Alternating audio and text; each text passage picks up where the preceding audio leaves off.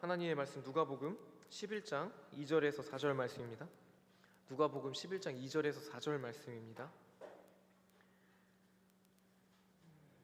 누가복음 11장 2절에서 4절 말씀입니다.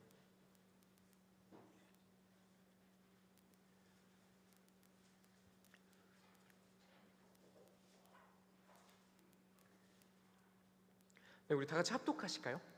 네, 합독하시겠습니다. 예수께서 이르시되 너희는 기도할 때에 이렇게 하라. 아버지여, 이름이 거룩히 여김을 받으시오며 나라가 임하시오며 우리에게 날마다 일용할 양식을 주시옵고 우리가 우리에게 죄 지은 모든 사람을 용서하오니 우리 죄도 사하여 주시옵고 우리를 시험에 들게 하지 마시옵소서 하라. 아멘. 네, 오늘 저랑 인사를 하지 않은 분이 한 분도 안 계시네요. 저랑 인사한 모든 분이 이 이야기의 주인공이라고 생각하시고 잠깐만 말씀을 들어주시면 좋겠습니다. 만약이에요. 절대 그럴 리는 없지만 만약에 제 친구가 어떠한 난처한 상황에 처해서 한 몇 날 며칠을 먹지도 못하고 밤새 걸어서 저를 찾아왔다고 합시다. 제가 교회에 있을 때 우리 동산교회로 찾아왔어요. 그때 시간이 한 새벽 2시쯤 됐다고 합시다. 근데 제가 도와주고 싶은데 교회에 먹을 게 하나도 없고 저도 돈이 없는 거예요. 그래서 어떻게 할까 고민을 하다가 이제 한 시간이 지나서 새벽 3시가 됐습니다. 안 되겠다. 내가 너는 살려야겠다 하는 마음으로 우리 성도님들의 집을 찾아갔다고 해봅시다. 새벽 3시입니다. 문을 똑똑똑 두드리고 똑똑똑 이제 3시에 누군가가 낯선 사람이 문을 두드린 게 굉장히 당황스럽겠지만 누구세요 하니까 박찬영 전도사입니다. 일단은 문을 열어주셨다고 해요. 문을 열어주시면서 어쩐 일이세요? 이렇게 물어보시겠죠. 화내지는 않으실 것 같고 물어보실 것 같습니다. 그러면서 제가 이런 여차여차 상황을 설명해요. 제 친구가 몇 날 며칠을 먹지도 못하고 이렇게 밤새 걸어서 저를 찾아왔는데 저도 이 친구에게 도움을 주지 못해서 무례를 무릅쓰고 신뢰를 무릅쓰고 이렇게 찾아왔습니다 라고 말씀을 드린다면 혹시 지금 새벽 3시에 지금 다 자는 시간에 뭐 하는 거냐고 화내실 분이 계신가요? 단 한 분도 안 계십니다. 저와 제 친구를 쫓아내진 않으시고 정말 먹을 것을 내어주실 것 같아요. 정말 진짜 먹을 게 아무것도 없어도 라면 한 그릇이라도 끓여주실 것이라고 믿습니다. 이 이야기가 오늘 누가복음 11장에 나와요. 8절, 11장 8절입니다. 내가 너희에게 말하노니 비록 벗됨으로 인하여 일어나서 주지 아니할지어도 그 간청함을 인하여 일어나 그 요구대로 주리라. 어떤 사람이 여행을 밤에 이제 걸어서 도착했는데 이제 떡 3덩이만 달라고 해요, 친구한테. 근데 떡이 없네요. 옆 친구한테 가서 다 자는 시간에 떡을 빌려달라고 합니다. 근데 이 상황을 알게 되면 이 친구는 한밤중에라도 빌려준다는 거예요. 이 상황에서 떡을 주지 않을 사람이 없다고 예수님께서 말씀하세요. 누구나 그 사정을 딱하게 여기는 것 어쩌면 일반적인 지혜일지도 모르겠습니다. 근데 이 이야기를 보면요, 등장인물 3명이 나오죠. 한 명은 여행자입니다. 그리고 또 한 명은 여행자의 친구, 그러니까 여행자를 위해 무례를 무릅쓰고 찾아간 사람이에요. 그리고 또 한 명은 누구죠? 떡을 준 사람이죠. 이 역할을 잘 배분해야 될 것 같아요. 자, 여행자는 누굴까요? 우리일까요? 여행자는 하나님의 사랑과 자비와 긍휼이 필요한 사람 혹은 집단 혹은 어떠한 불특정 다수라고 합시다. 그러면 우리는 누굴까요? 친구일까요? 떡을 주는 사람일까요? 친구입니다. 떡을 주는 사람은 누구죠? 이 이야기에서 지금? 그쵸, 하나님이라고 알 수 있겠습니다. 그래서 11장 1절에 보면 이렇게 돼요. 예수께서 한 곳에 기도하시고 마치심에 제자 중에 하나가 여짜오되 주여 요한이 자기 제자들의 기도를 가르친 것 같이 우리에게도 기도를 가르쳐 주시옵소서. 지금 이 비유의 배경은 우리가 어떻게 기도해야겠습니까? 로 시작해요. 그리고 예수님께서 이렇게 기도하라고 비유로 설명해 주십니다. 이 비유에서 알 수 있는 거는 여기서 나오는 무례가 어떤 이 친구를 위한 마음을 막지 못했다는 것을 나타내요. 그리고 또 알 수 있는 사실이 몇 가지가 있는데, 하나는 이 친구, 여행자의 친구는 이 여행자를 도울 수 있습니까? 없습니까? 문제를 해결해줄 능력이 있습니까? 없습니까? 없어요. 그래서 택한 방법이 뭐죠? 해결할 수 있는 대상에게 찾아갔습니다. 그리고 가서 이 상황을 말해준 것뿐이에요. 근데 이 태도에 조금 관점을 맞추면 좋겠어요. 8절 다시 한번 읽어볼게요. 내가 너희에게 말하노니 비록 벗됨으로 인하여서는 일어나서 주지 아니할지라도 그 간청함으로 인하여 일어나 그 요구대로 주리라. 떡을 주는 사람은 그러니까 두 다리 건너서 지인이네요. 여행자는 내 친구의 친구니까 주는 건가요? 그렇게도 줄 수 있겠죠. 내 친구의 친구니까 도와줄 수도 있을 겁니다. 그러나 예수님께서는요, 친구의 친구가 아니더라도 그 상황으로 인하여서도 얼마든지 주지 않겠느냐라고 말씀하세요. 그리고 그 주는 정확한 포인트는 간청함을 듣고라고 해요. 근데 이 간청이란 단어가 여기서 저는 조금 하이라이트를 찍고 싶은데, 간청, 어떤 의미가 담겨 있을까요? 끈질긴 기도? 그쵸, 하나님 앞에서 참 각오를 하고, 하나님, 내가 이 일을 위하여 하나님 앞에 작정을 하고 기도합니다. 이게 간청일까요? 물론 그것도 간청일 수 있습니다. 그러나 오늘 본문에서의 간청은 아닙니다. 이 간청이란 단어의 원어는 부끄러움이 없는, 수치심이 없는, 창피한 것이 없는, 뻔뻔한, 당연한다듯이 라는 그런, 영어로는 impudence라는 그런 단어를 가지고 있더라고요. 그러면 기도를 어떻게 해야겠습니까? 라고 제자들이 질문했을 때 예수님의 가르침은 간청을 해야 된다고 말씀하신 것 같아요. 그 간청은 오늘 제가 정한 제목처럼 뻔뻔하고 당연하게 하라는 겁니다. 근데 이 뻔뻔하고 당연함으로 인하여 하나님께서 주실 텐데 그 무엇을 주시냐는 겁니다. 아니요, 죄송해요. 무엇을 간청하냐는 겁니다. 우리가 뭘 간청해야 될까요? 이어서 읽어볼까요? 11절 13절이에요. 너희 중에 아버지 된 자로서 누가 아들이 생선을 달라는데 생선 대신에 뱀을 주며 알을 달라는데 전갈을 주겠느냐? 너희가 악할지라도 좋은 것을 자식에게 줄 줄 알거든. 하물며 너희 하늘 아버지께서 구하는 자에게 성령을 주시지 않겠느냐 하시니라. 부모가 아무리 악한 부모라고 할지라도 자녀에겐 좋은 것을 주고 싶어하는 게 부모라면, 하나님께서 자기 백성에게 가장 좋은 것을 주시고 싶지 않으실까? 그 가장 좋은 게 뭐죠? 성령입니다. 근데 그 간구함, 간청함, 뻔뻔하고 당연하다듯이 구하는 거 아무거나 주지 않는다 그래요.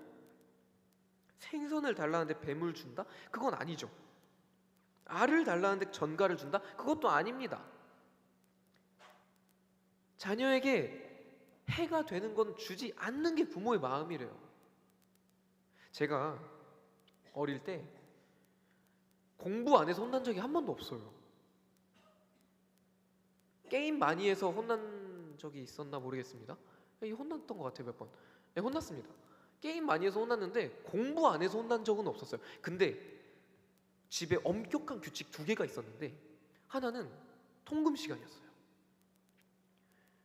여름엔 7시, 여름엔 6시, 여름엔 7시, 겨울엔 6시 반. 무조건 집에 있어야 됩니다. 이제 몇 번 제가 그걸 깨보려고 했는데 많이 맞았어요. 그리고 그것보다 더 많이 맞은 게 있어요. 주일 예배 지키는 거. 그 두 개는 부모님이 절대 안 봐줬습니다. 어느 정도로 지켰냐면, 제가 어릴 때 초등학생 때 태권도를 했어요. 태권도 빨간띠까지 땄는데, 그 당시 이제 토요일날 쉬는 개념이 없었으니까, 저희 아버지 목사님이시잖아요. 주일날 교회를 가야 돼요. 근데 빨간띠 다음에 품띠를 따기 위해서는 국기원에 가서 심사를 봐야 되는데, 미성년자라 보호자가 가야 된대요. 근데 제 보호자는 목사님 사모님이에요. 주일날 교회를 비울 수가 없습니다. 저 그래서 빨간띠에서 멈췄어요. 품띠를 못 따서 태권도 그만뒀습니다. 그리고 제 기억상으로 유초동부 예배 드리고 PC방 갔는데 그날 엄청 맞았던 것 같아요. 예배도 안 드리고 PC방 갔다고. 그 두 개는 부모님이 절대 용납 안 해주셨습니다. 근데 그때는 진짜 미웠어요, 엄마 아빠가. 아니, 친구들 유초동부 예배 드리고 다 그 교회 옆에 석촌초등학교라고 있었거든요. 석촌초등학교 놀러 가고, 여기 그 유적지가 하나 있었는데 이름이 생각이 안 납니다. 그 유적지 놀러 가고, 백제고분이었나요? 그리고 또 동네 막 재밌는 데가 많았어요. 돌마리 공원이라고 불리는 곳도 있고, 다 놀러 다니는데 저는 예배를 드려야 돼요. 나도 놀고 싶은데, 나도 PC방 가고 싶은데, PC방 절대 못 가게 하고, 나도 밤에 좀 놀아보고 싶은데, 그 있잖아요, 밤에 안 놀아봤을 때 그 밤에 대한 환상. 근데 밤에 놀면 뭐 없어요. 뭐 힘들면 그냥 더 피곤합니다. 왜 그 중학생 애들이 뭐 밤에 10시까지 있어봐야 뭘 할 수 있겠었어요. 근데 그게 너무 하고 싶은 거예요. 근데 부모님 그 두 개 절대 허락 안 해주셨어요. 근데 자라고 나서 보니까, 그래서 제가 집에 잘 들어갑니다. 아니, 너무 감사해요, 그게. 그러니까 주의를 지킨다는 게 디폴트가 되니까, 군대에서도 그 선임들한테 근무시켜놓고 저 교회 가고, 전 그게 당연하게 여겨지더라고요. 근데 그 교회 갔다 오면 이제 대가로 한 12시간씩 근무하고, 근데 전 그게 당연했어요. 그리고 집이 좋습니다. 외박이 별로 편하지가 않아요. 지금도. 그러니까 나쁜 친구들을 만날 시간도 없어요. 맨날 집에만 있는데 게임만 하고. 자라고 나니까, 그때 부모님이 나에게 이렇게 내가 생각할 때 좋은 걸 주지 않은 이유가 있었구나를 깨닫게 되잖아요. 근데 이 원리를 우리 모두가 알잖아요. 근데 자기 신앙생활에 대입해 볼까요? 내 친구에게 하나님의 사랑과 자비가 필요한 누군가를 위해 우리가 하나님한테 기도하는데, 진짜 굉장히 뻔뻔하고 당당하게, 맡긴 것도 없으면서 뭐 능력도 없으면서 기도합니다. 근데 그게 포커스는 좋은 것을 구해야 되는데, 이제 점검해야 될 게 좋은 게 뭐냐는 거예요. 오늘 중고등부 예배 때도 좋은 게 뭐냐고 나눴고요, 청년부 예배 때도 좋은 게 뭐냐고 나눴어요. 하나입니다. 우리 오늘 본문 볼까요? 2절이에요. 예수께서 이르시되 너희는 기도할 때 이렇게 하라. 아버지여, 이름이 거룩형을 받으시옵소서. 나라가 임하시오며. 아버지여, 하나님이여, 하나님, 좋은 거는요, 하나님의 이름이 거룩히 여김을 받는 거래요. 이 거룩하다라는 것, 욥기를 통하여 거룩함을 살펴보면요, 하나님의 거룩은 이 세상의 모든 범주를 뛰어넘는, 어떠한 범주에 속하지 않는 분이라는 의미입니다. 인과 율에도 속하지 않으시고요, 인과 응보에도 속하지 않으시고요, 우리의 지혜와 경험과 전통과 가르침과 모든 것들에 속하지 않으시는 분이라는 거예요. 우리 지혜에 대입하면 하나님은 옳지 않다고 생각이 될지도 몰라요. 그러나 하나님은 그거에 속하지 않기 때문에 거룩하시다는 겁니다. 하물며 내 생각에 속하실까요? 내 기준일까요? 그렇지 않다는 거예요. 여기서 너희는 기도할 때 아버지의 이름이 거룩히 여김을 받다. 누구에게서 거룩히 여김을 받냐? 가장 먼저 나에게서 거룩히 여김을 받는 거예요. 제가 이 자리에서 말씀을 전하면서 준비하면서 어제 새벽에 웃음이 많이 나오는 거예요. 이제 신대원에 보면 키도 크고 잘생기고 노래도 잘하고 공부도 잘하는 전도사님들이 몇 분 계세요. 근데 저는 다 반대죠. 근데 저는 이 자리에서 굉장히 당당하고 뻔뻔하게 말씀을 전합니다. 그리고 이 자리에서도 이제 저보다 성경 더 많이 아시는 분도 계시고, 그렇지만 고학력자들도 계시고, 그렇지만 저 이 자리에서 당당하고 뻔뻔하게 말씀을 전해요. 왜? 그게 하나님이 세우신 질서니까. 근거가 저에게 있지 않아요. 하나님에게 있습니다. 그리고 또 볼까요? 아버지여, 나라가 임하여 주세요. 어디에요? 나에게. 저기가 아니라, 우리 나라가 아니라, 우리 교회가 아니라 내 마음에 왕이 되어주세요. 이 간청입니다. 이 말은 뭐다? 내 기준을 따르지 않겠다는 뜻이에요. 그게 좋은 거래요.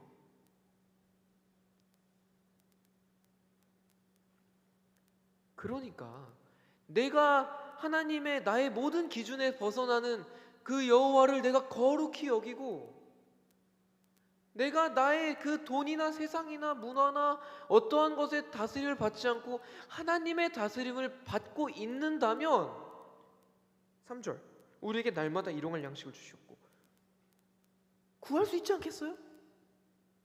또 좋은 것을 구할 때 당연히 주시지 않겠습니까?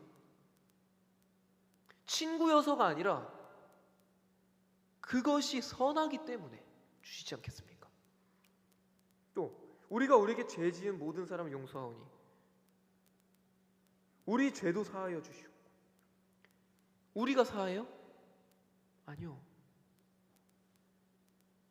하나님의 심판이 절대적으로 하나님께 있음을 고백하면 내가 저 사람을 심판하지 못한다는 뜻인 것 같아요. 우리는 심판자가 아닙니다. 그럼 내가 저 사람을 어떻게 바라봐야 되냐? 저 사람에게 복음이 들리지 않는 것을 안타까워해야 됩니다. 긍휼한 마음이 생겨야 돼요. 제가 이 전도사 사역을 하면서 가만히 연말 때면 1년을 쭉 돌아보는데, 이 말은 하지 말걸, 이런 순간이 진짜 많아요. 내가 그렇게 하면 안 됐는데. 저도 진짜 많이 부족한 걸 보는데, 그래도 저는 말씀을 전합니다. 그럼 말씀을 듣는 우리는 말씀을 선포하는 사람이 아니라 그 사람을 세워서 그 사람을 판단하고 잣대를 보고 잣대를 세워 바라보는 게 아니라 하나님의 이 통치를 의지하는 거예요. 하나님의 질서를 보는 겁니다. 사람이 아니라 그 사람을 통하여 선포하신 이 하나님의 말씀을 존중하는 거예요. 칼빈은 이걸 하나님의 말씀의 순수한 선포라고 하더라고요. 또 우리를 시험에 들게 하지 마시옵고, 우리가 매일매일 하나님 앞에 나아가서 하나님의 선한 뜻을 구하고, 또 우리가 구할 때, 오늘 또 성경 봐볼까요? 9절에 내가 또 너희에게 이르노니 구하라 그러면 너희에게 주실 것이요, 찾으라 그러면 찾아낼 것이요, 문을 두드리라 그러면 너희에게 열릴 것이니. 무엇을 구할? 좋은 것을 구할 때, 해주실 때, 이렇게 계속 우리가 좋은 것을 구할 때 우리에게 주시고 찾아내게 하시고 문을 열어주시는데, 어려움이 온다 한들 그 어려움에 휘둘리지 않고 그 너머 있는 하나님을 바라보겠죠.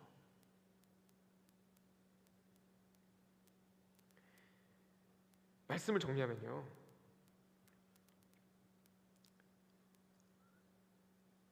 좋다라는, 좋은 것이라는 생각 안에는요, 언제나 내가 기준이 돼요. 그쵸? 나에게 좋아야 좋은 거죠. 근데 제자들이 예수님께 어떻게 기도해야겠습니까? 라고 물어봤을 때 예수님은 하나님이 보시기에 좋은 걸 구하라. 그것이 우리가 가지고 있지 않더라도, 능력이 없더라도 당당하고 뻔뻔하게 구해라. 왜? 그것이 선하고 좋은 것이기 때문에 하나님께서 주실 것이다. 악한 자라도 자녀에게 좋은 것을 주는데 하물며 하나님께서 너희에게 좋은 것을 주시지 않겠느냐?